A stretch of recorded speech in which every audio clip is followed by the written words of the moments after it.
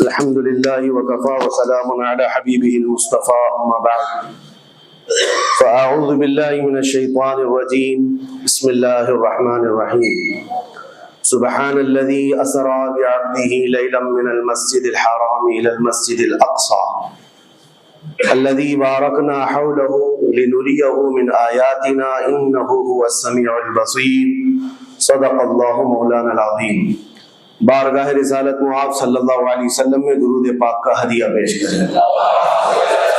اللہم صلی علی سیدنا و مولانا محمد معدن الجود والکرم وآلہ واصحابہ الکرام وابنہ الکریم وبارک وسلم صلاۃ دائمۃ سرمدا ابدا۔ عزیزان گرامی وقار، جن حالات میں آج ہم جمعہ کی نماز ادا کرنے آئے ہیں، دنیا بھر میں قبلہ اول بیت المقدس کے معاملے کو لے کر ایک عجیب ماحول پیدا ہو چکا ہے۔ دنیا دو دھڑوں میں تبدیل ہے آج، اور یقیناً کیوں نہ اثر کرے کہ میرے آقا صلی اللہ تعالی علیہ وسلم نے ارشاد فرمایا، بیت المقدس جس زمین پر آباد ہے، حضور پاک صلی اللہ علیہ وسلم کے فرمان علی شان کا مفہوم ہے سید البقاع، یعنی زمین کا جو سردار علاقہ ہے وہ بیت المقدس کا علاقہ ہے۔ مسجد اقصی جہاں پر آباد ہے اس کو سید البقاع کہا گیا ہے، اور یہ بھی روایت میں ملتا ہے سید الصخرہ، گنبدوں میں اگر کوئی سردار گنبد ہے تو وہ بیت المقدس کے لیے کہا گیا ہے۔ اور قرآن نے یہ فرمایا الذی بارکنا حولہ، مسجد اقصی کے متعلق فرماتا ہے رب تعالیٰ کہ وہ مسجد اقصی جس کے ارد گرد ہم نے برکتیں رکھی لنریہ من آیاتنا، تاکہ ہم اپنی نشانیاں انہیں دکھائیں۔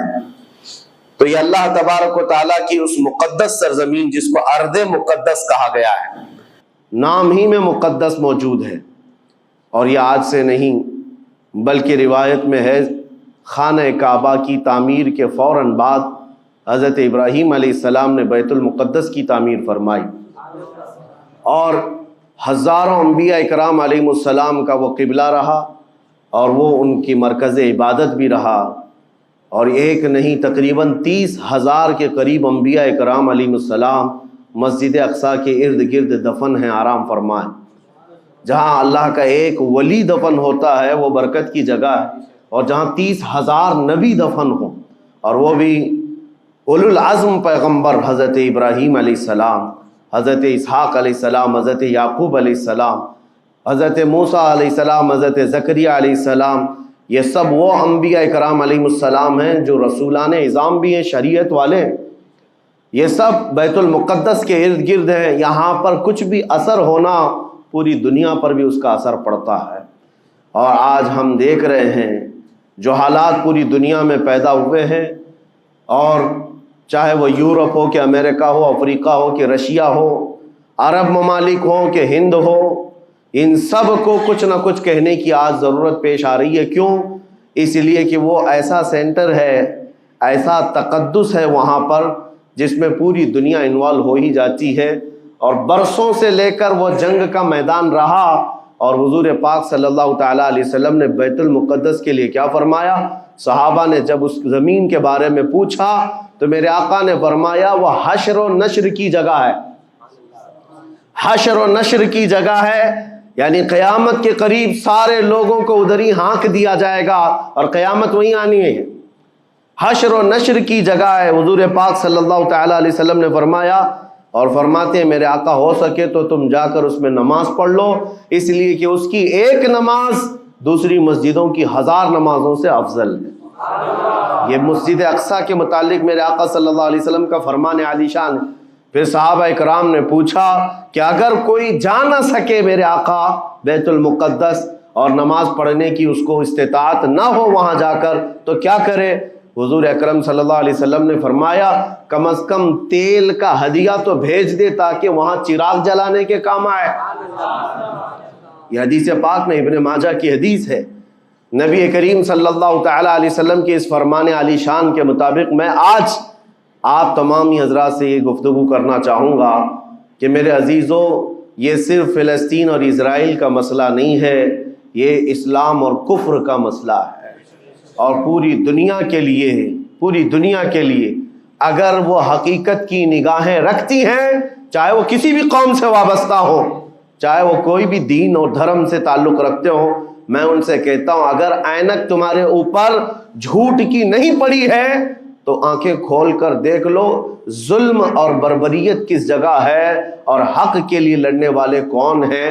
یہ ہر ایک منصف مزاج آدمی بھی آج پہچان سکتا ہے کہ کون نہتہ مارا جا رہا ہے اور کون سپر پاور طاقت پر کھڑے ہو کر اپنے مظلوم ہونے کا دعویٰ کر رہا ہے۔ ہر دنیا کا انصاف پسند آدمی آج بول سکتا ہے، لیکن یہ دور بھی امتحان کا ہے۔ جتنے کیڑے مکوڑے دل میں بغض و عداوت رکھتے ہیں اسلام کے، وہ ظالموں کے ساتھ کھڑے ہوئے نظر آتے ہیں، آج ظالموں کے ساتھ کھڑے ہوئے نظر آتے ہیں۔ نبی کریم صلی اللہ تعالیٰ علیہ وسلم نے فرمایا مسلمانوں آپ اپنی اوپینین، اپنی رائے کیا رکھتے ہیں یہ بہت امپورٹنٹ ہے، دنیا کیا کہتی ہے اس سے مجھے غرض نہیں، تمہارا تعلق تمہارے نبی پاک کے فرامین سے ہے۔ خبردار خبردار تم کبھی ان ظالموں کی حمایت میں نہ آنا، ورنہ قرآن کہتا ہے وَلَا تَرْكَنُوا، اللہ تعالیٰ فرماتا ہے اس طرف تم توجہ بھی مت کرنا، جھکاؤ بھی مت رکھنا، جس طرف ظالم گئے، جس طرف ظالم گئے ہیں اس طرف جھکاؤ بھی مت رکھنا۔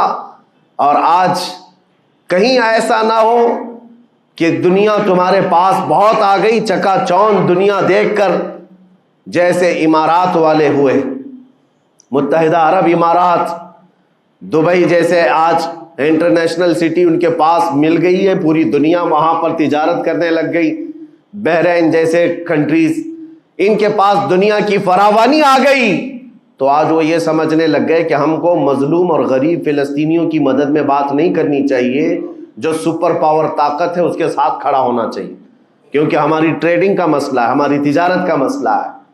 وہ یہ بھول گئے کہ ان کا اسلام کہاں ہے، ان کے آباء و اجداد کی روایت کہاں ہے۔ لیکن میں آپ سے کہتا ہوں ان کے نقشے پر چل کر کبھی اپنی رائے کو بدل نہ دینا۔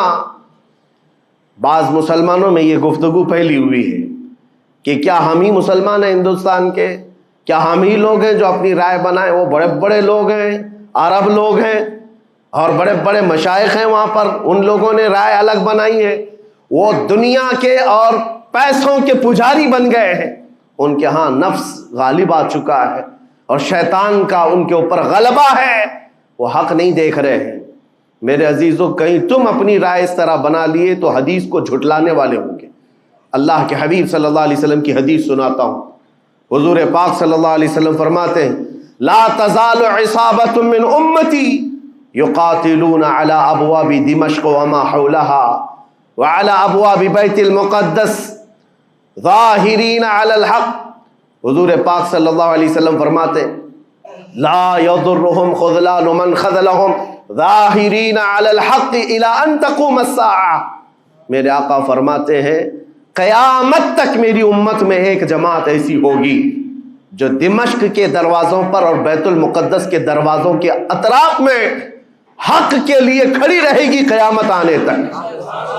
اور حضور پاک نے یہ بھی فرمایا، میرے آقا مخبر صادق صلی اللہ علیہ وسلم کے فرمان آج ہم اپنی آنکھوں سے دیکھ رہے ہیں، حضور فرماتے لا یضرهم خذلان من خذلهم۔ میرے آقا فرماتے ہیں دنیا کے بڑے بڑے دھوکہ دینے والوں کا دھوکہ انہیں کچھ اثر نہیں کرے گا، انہیں کوئی نقصان نہیں پہنچائے گا۔ آج بڑے بڑے پیٹروٹ میزائل داغ کر کے اگر وہاں کے علاقوں کو ختم کرنے کا دعویٰ کر رہے ہیں تو مجھے میرے نبی کے فرمان پر یقین ہے یہ کبھی نہیں ہو سکے گا، کبھی نہیں ہو سکے گا۔ کچھ عمارتوں کے گر جانے اور کچھ بچوں کے اور کچھ لوگوں کے قتل ہو جانے کا نام یہ جیت اور فتح نہیں ہے۔ میرے عزیزو آج ہم ان ظالموں کو دیکھ رہے ہیں جن کا دعویٰ تھا کہ دنیا میں ان سے بہتر ڈیفنس طاقت کسی کے پاس نہیں، ان سے بہتر بنکر کسی کے پاس نہیں، ان سے بہتر سائرن بجانے کی طاقت کسی کے پاس نہیں، پوری دنیا کو زہریلے ہتھیار بیچنے والی طاقتیں۔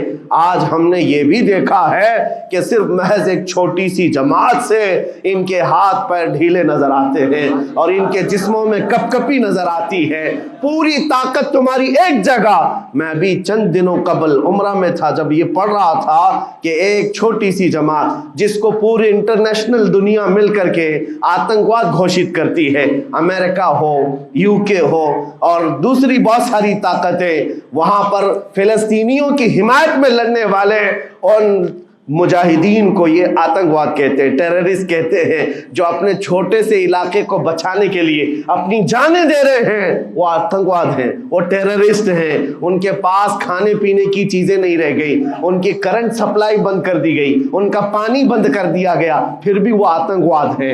मेरे अजीजों, ये दुनिया का दोगला मेयार देखो आप। रशिया पूरे यूक्रेन को तबाह करता रहा, पूरा राख में बदल दिया।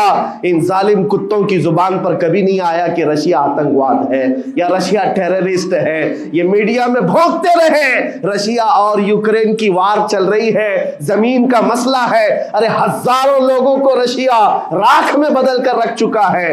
क्यों नहीं बोलते उसके मुतालिक, क्यों नहीं कहते कि वो आतंकवाद है? इसलिए कि ये जालिम दज्जाली मीडिया जितने हैं, इन्हें पता है इनके बाप दादाओं से बड़ी ताकत उसके पास मौजूद है। ताकतों की पूजा करना और बड़ी बड़ी ताकतों को सलाम करना, ये इनकी फितरत में दाखिल है। और हम अल्हम्दुलिल्लाह मुसलमान हर वक्त ये फैसला रखते हैं कि जो गरीब है, जो मजलूम है, वो चाहे एक सिक्का भी ना रखता हो, हम उसकी हिमायत में हमेशा खड़े रहते हैं।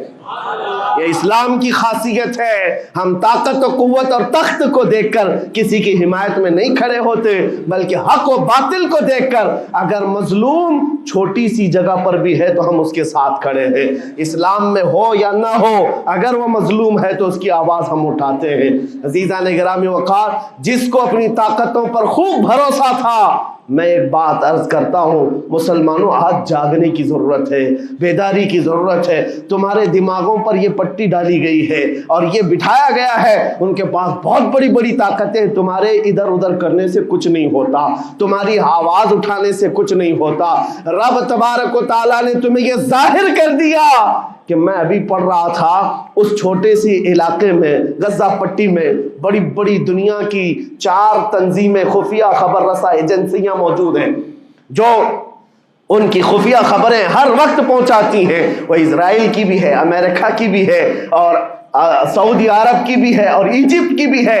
4 बड़े बड़ी कंट्रीज की खुफिया एजेंसियां काम कर रही हैं और सबकी सब खुफिया खबर रसा एजेंसियां फेल हो गई, नाकाम हो गई। उसके बावजूद इजराइल के दरिंदों को ये वहशतनाक चीज देखनी पड़ी। दुनिया आज इसमें हैरत में है कि ऐसा कैसे हो गया, ऐसा कैसे फेल हो गया, ये सिस्टम कैसे काम नहीं कर सका, हमें पहले से इत्तिला कैसे नहीं मिली। मैं कुरान पढ़ करके बताता हूँ, मेरा रब फरमाता है वमकरू वमकरल्लाह वल्लाहु खैरुल माकिरीन। काफिर मंसूबा बनाते हैं और अल्लाह खुफिया तदबीर करता है और अल्लाह की खुफिया तदबीर गालिब आती है।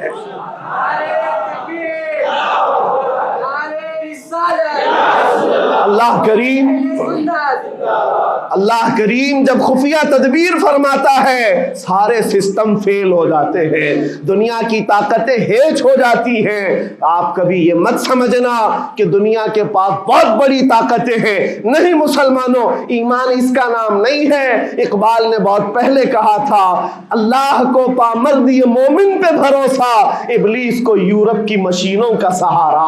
उनके पास यूरोप की मशीनों का सहारा है, लेकिन मुसलमान को अपने रब की ताकत पर भरोसा है।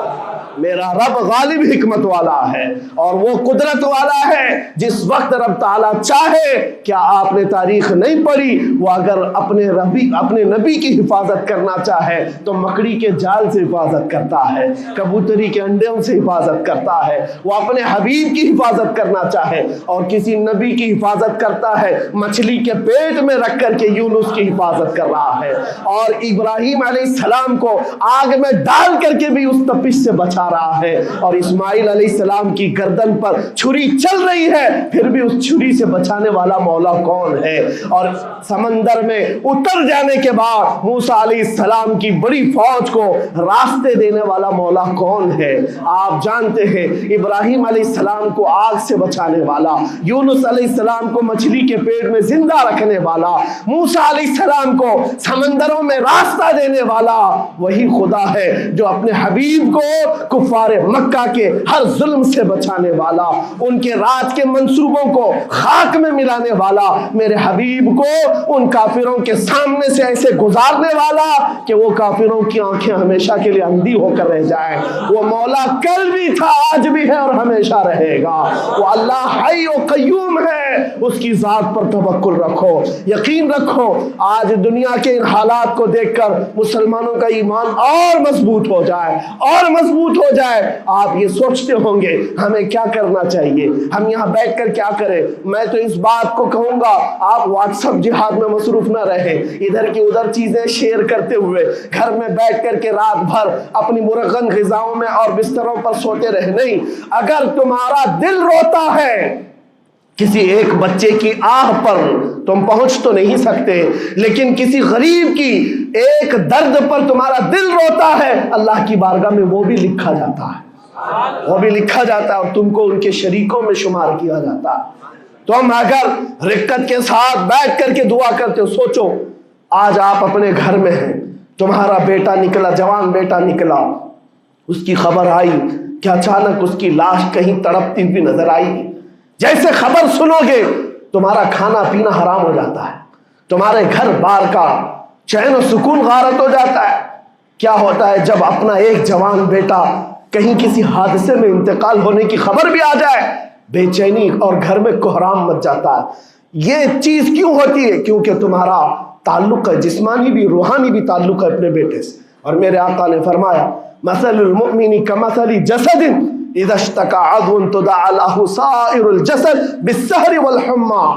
میرے آقا فرماتے ہیں پورے مومن جتنے بھی دنیا میں ہیں سارے مومنین ایک جسم کی طرح، میرے آقا فرماتے ہیں ایک جسم کی طرح ہیں، اگر ایک عضو کو تکلیف ہو تو پورے جسم میں بخار آ جاتا ہے، ایک عضو کو تکلیف ہو تو پورے جسم میں بخار آتا ہے۔ آج تمہاری کیفیت یہ ہونی چاہیے جس وقت ان حالات کو دیکھو تمہارا دل روئے، تمہاری بے قراری بڑھ جائے، تمہاری بے چینی بڑھ جائے اور بارگاہ رب العزت میں گڑ گڑاؤ کہ مولا اگر ہمارے برے اعمال کی وجہ سے، ہمارے گناہوں کی وجہ سے ہمارے بھائیوں پر اگر یہ آفت آئی ہے تو میں توبہ کرتا ہوں، میں باز آتا ہوں مولا، میں اپنی حرکتوں سے توبہ کرتا ہوں۔ آج تمہیں پتہ ہے یہ آج کا حادثہ نہیں، اس دنیا کو میں جتنا کوسوں کم ہے جو دغلی پالیسی رکھتے ہیں، جو ڈبل سٹینڈ رکھتے ہیں، ان کو جتنا بولوں کم ہے، میں ڈرتا نہیں ہوں اس بات پر، لیکن آج دل بھرا ہوا ہے ان مظلوموں کی آواز کو سن سن کر کے، جن کے گھروں پر رات بھر بمباری ہوتی ہے، جن کے شہر کا پورا بادل پٹاخوں سے نہیں میزائلوں سے روشن دکھتا ہے۔ میرے عزیزوں کیسی راتیں وہ گزارتے ہیں، ماں رات کو اپنے بچے کو گلے سے لگا کر سوتی ہے، اس کو یقین نہیں ہوتا صبح تک میرا لال میرے ساتھ رہے گا، انہیں پتہ بھی نہیں ان کے دروازوں پر موت دستک دے رہی ہے۔ 5000 سے زیادہ راکٹ داغ کر کے ابھی بھی ختم نہیں کیا گیا، اور ظلم اتنا ہونے کے بعد حیرت ہوتی ہے اس دگلی دنیا پر میڈیا میں بار بار یہ کہا جاتا ہے ان آتنکیوں کا خاتمہ کیا جا رہا ہے، آتنکوادیوں کو نیست و نابود کیا جا رہا ہے، جن کی زمین پر 70 سال سے قبضہ کر کے بیٹھا ہے، دنیا اس پر کچھ نہیں بولنا چاہتی۔ آپ کو پتا ہے ہسٹری جنہوں نے پڑھا نہیں وہ آج بھوک رہے ہیں، جن کو تاریخ معلوم نہیں ہے وہ ٹپنی دینے کی کوشش کر رہے ہیں، ان کو اپنے باپ داداؤں کی تاریخ نہیں معلوم، یہ فلسطین کی تاریخ پر چل پڑے۔ پتہ ہے 1917 میں صرف 4000 یہودیوں کو رہنے کی اجازت دی گئی تھی، جب یہ پوری دنیا سے مارے مارے گھوم رہے تھے، ان کے لاکھوں یہودیوں کو مار کر ختم کیا گیا تھا۔ اس وقت فلسطین میں 4000 یہودیوں کو پناہ دی گئی تھی، اور یہ 4000 سے بڑھتے بڑھتے بڑھتے پوری دنیا سے ہجرت کر کے آتے رہے، 1948 में इन्होंने अपने मुल्क का ऐलान कर दिया। दुनिया को ये नहीं पता है, आज सब पता है। नक्शा देख देख करके सब शेयर कर रहे हैं। 1970 में इतना था इजराइल, 40 में इतना हो गया, फिर 67 में इतना हो गया, सब शेयर कर रहे हैं। तुम्हारी अक्ल मारी गई है जब देख रहे हो कि एक जालिम आदमी किसी के जमीन पर कब्जा करता करता करता पूरा बढ़ गया। अब जो मजलूम थे उनकी अपनी जमीन भी नहीं बाकी, उनकी हुकूमत नहीं है, उनकी एम्बेसी नहीं है, उनका कुछ नहीं, एक शहर लेकर बैठे हैं, वो भी हजम नहीं हो रहा। और मैं ये बातें खुलकर इसलिए कर रहा हूं कि मेरे अपने ओपिनियन ही नहीं है, पूरी दुनिया के अक़वाम मुत्तहिदा यूएनए ने कहा है इजराइल को 1967 में जो तुम्हारा इजराइल था वहां वापस चले जाओ। लेकिन ये दादागिरी ऐसी है कि वो किसी की नहीं मानता, ना यूएनए की, ये सब चीजें दुनिया को मालूम है, फिर भी दुनिया ये कहती है इजराइल अपने डिफेंस में काम कर रहा है, अपने डिफेंस में काम कर रहा है। एक कुत्ते की मौत होती है तो पूरी दुनिया बिलबिलाती है, और यहां रोजाना हजारों फिलिस्तीनियों को कत्ल कर देते हो। तुम कत्ल भी करते हो तो चर्चा नहीं होता, हम आह भी करते हैं तो हो जाते हैं बदनाम। यह हालात आज पैदा किए गए। मैं आप हजरात को यह बात कहना चाहूंगा, ये ईमान के मजबूत करने का वक्त आ चुका है। मेरे आका के फरमान पर यकीन करो, अल्लाह की मदद आती है और आकर रहेगी इंशाअल्लाह। और यह हालात आप देख रहे हैं। मैं एक बात और बताकर अपनी गुफ्तगू को समेटता हूं, कसरत से उनके लिए दुआएं करो, कसरत से दुआएं करो, और अपनी गलत आदतों से बाज आकर अल्लाह की बारगाह में मांगो। जाहिर सी बात है, हराम खाते हो और किसी के लिए दुआ करते हो, कहां दुआएं जाएंगी। अब जो बात रह जाती है ये कुछ दिनों के लिए है, वो भी इम्तिहान दे रहे, हम भी इम्तिहान दे रहे।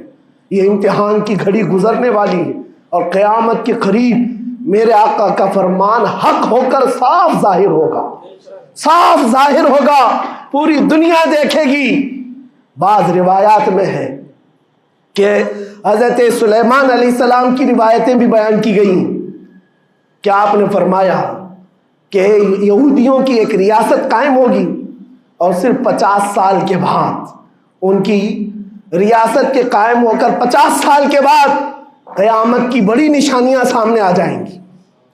अब वो हालात आ गए, चंद सालों की बात है, जितना खून बहाया था वो खून खत्म होगा और खूने शहीदा से सुबह बहारा आएगी। और एक दिन पूरी दुनिया देखेगी जब बैतुल मुक़द्दस पर अल्लाहु अकबर की सदाएं गूंज रही होगी और इमाम मेहदी का ज़ुहूर होगा।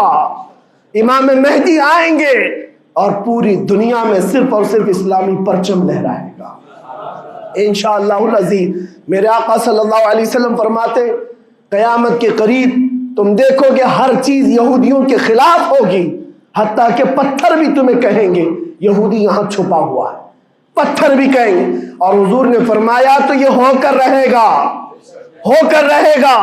इसलिए उनकी ताकतों पर न जाओ, उनकी कुव्वतों पर न जाओ।